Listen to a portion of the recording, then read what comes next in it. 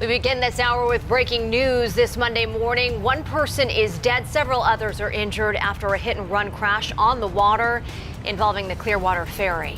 We just heard the first mate yell like, whoa, hey, hey, hey, hey. And a boat ended up crashing through the rear. Thanks for joining us. I'm Caitlin Lockerbie. You're watching 10 Tampa Bay. And I'm Jamison Euler. Today is Monday, April 28th. This morning, we have team coverage of this deadly crash involving the Clearwater ferry. Yeah, a lot to get to for you for this morning, including some rain chances, which we haven't been able to say for a while.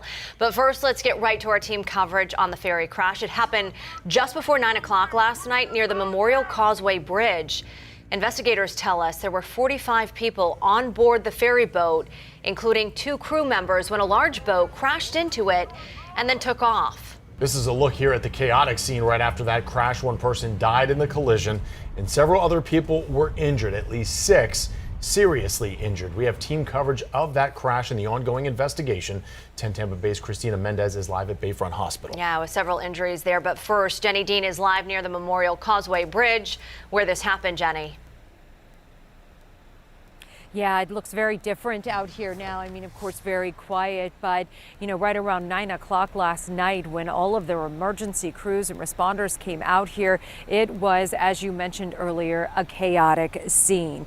But we do know that Florida Fish and Wildlife, they were able to get a hold of the boat that actually hit the ferry and bring it in. What we don't know right now is who was driving it, and we also don't know who owns it. And you're looking at video of that boat being towed ashore. Investigators taking a closer look at some of the damage to that boat, again waiting on information about who owns it. But this all happening just before 9 last night.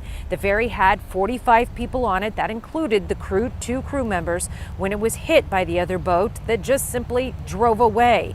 Now, we were able to talk to some of the passengers on the boat. It hit from behind, like it came through where the captain sits. Like he was pinned down with his console. Ended up being knocked over by the yacht that came in.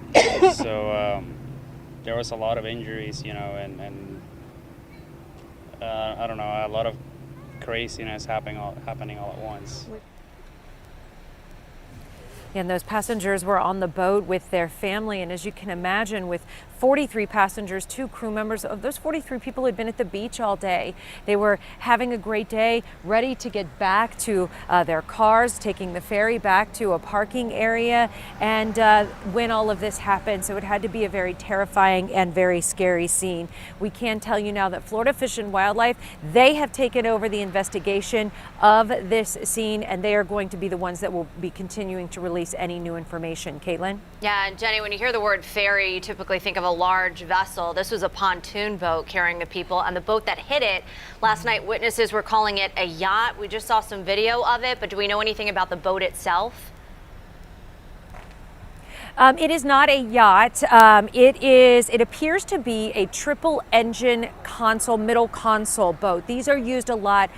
Fishermen use these. They're used a lot for recreation. They can move very fast. It is a very large boat. It has 3 engines on the back of it, and then it has that large console where the driver sits right in the middle of it. And you know, we are only gathering this information from what we're being able to see it being towed in. So we're still waiting to get the exact make and model of the boat and all of that information. And as we mentioned, Caitlin, the biggest question so many people have today is to figure out exactly what happened. They're going to need to know who was driving that boat and why it hit that ferry. And that is something we're all waiting to hear. Live in Clearwater, Jenny Dean, 10 Tampa Bay. All right, thanks, Jenny. We'll keep you informed as we learn more this morning. Our team coverage continues with 10 Tampa Bay's Christina Mendez. She's live from Bayfront Hospital. Yeah, and Christina, we know several people had to be taken for treatment right after that collision.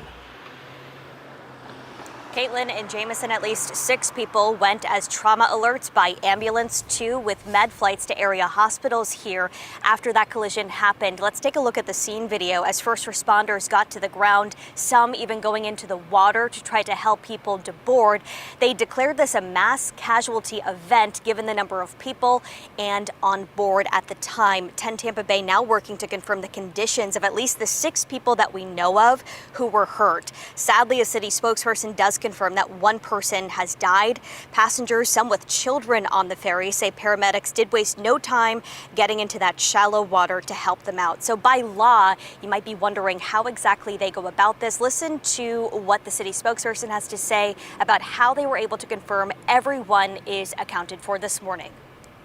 Trying to make sure that we have everybody accounted for, given the darkness, given the kind of craziness of the situation, given the fact that some were picked up by Good Samaritan boats. That's what we want to make sure, is that we have everybody. So we're trying to go down a list and make sure that we have everybody accounted for. Right now we know that nobody's left on the boat. We have an officer on the boat and the boat is empty. So that list he was mentioning is what fishing charter captains and other commercial captains need to have this manifest. That list has the names of people on board, and what they're doing now is going through that list and verifying whoever may be in these area hospitals with the list they have to make sure that everyone is accounted for again, and they were able to do that. So the silver lining here is that they are not actively searching for anyone, and they have accounted for everyone who was on board at the time. Still working to find out how everyone is doing though this morning.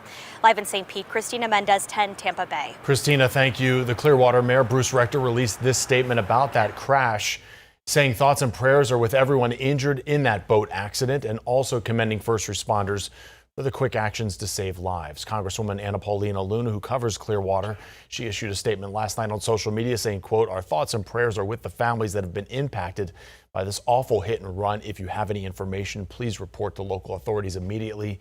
This is devastating," end quote there.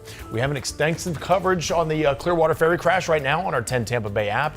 Anytime breaking news happens, we will send an alert right to your phone.